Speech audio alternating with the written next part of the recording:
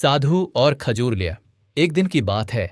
एक साधु गांव के बाहर वन में स्थित अपनी कुटिया की ओर जा रहा था। रास्ते में बाजार पड्डा। बाजार से गुजरते हुए साधु की दृष्टि एक दुकान में रखी ढेर सारी टोकरियों पर पड़ी। उसमें कहजूर रखे हुए थे। कहजूर देखकर साधु का मन ललचा गया। उसके मन में कहजूर खाने की इच्छा जाग उठी, किंतु उस समय उसके पास पैसे नहीं थे।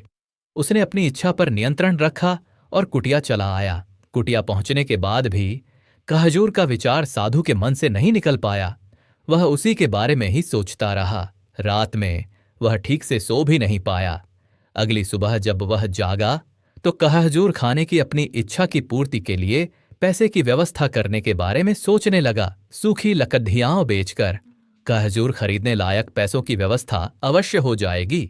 यह सोचकर वह जंगल में गया और सूखी लकड़ियां बीनने लगा। काफी लकड़ियां एकत्रित कर लेने के बाद उसने उसका गट्ठर बनाया और उसे अपने कंधे पर लाद कर बाजार की ओर चल पड़ा।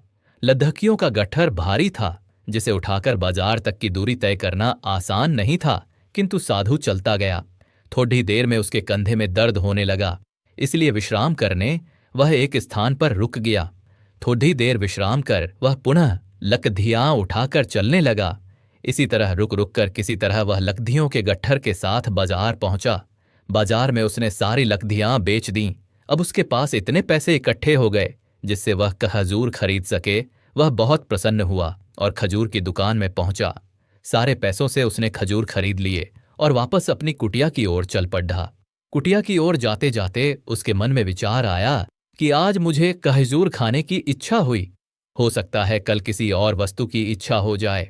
कभी नए वस्त्रों की इच्छा जाग जाएगी तो कभी अच्छे घर की, कभी स्त्री और बच्चों की तो कभी धन की। मैं तो साधु व्यक्ति हूं, इस तरह से तो मैं इच्छाओं का दास बन जाऊंगा।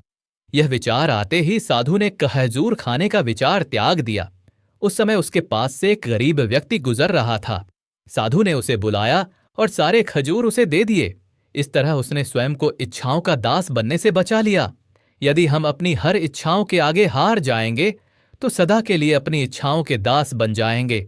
मन चंचल होता है, उसमें रह रहकर इच्छाएं उत्पन्न होती रहती हैं, जो उचित भी हो सकती हैं और अनुचित भी। ऐसे में इच्छाओं पर नियंत्रण रखना आवश्यक है। सोच विचार कर इच्छाओं के आकलन के उपरांत ही उनकी पूर्ति के लिए कदम बढ़ाना चाहिए। नवनीत दा तभी जीवन में सफलता प्राप्त होगी। हमें इच्छाओं का दास नहीं बनना है, बल्कि इच्छाओं को अपना दास बनाना है। धार्मिक, प्रेरणादायक, शिक्षाप्रद और भावनात्मक पारिवारिक कहानियों के लिए हमारे चैनल को जरूर सब्सक्राइब करें।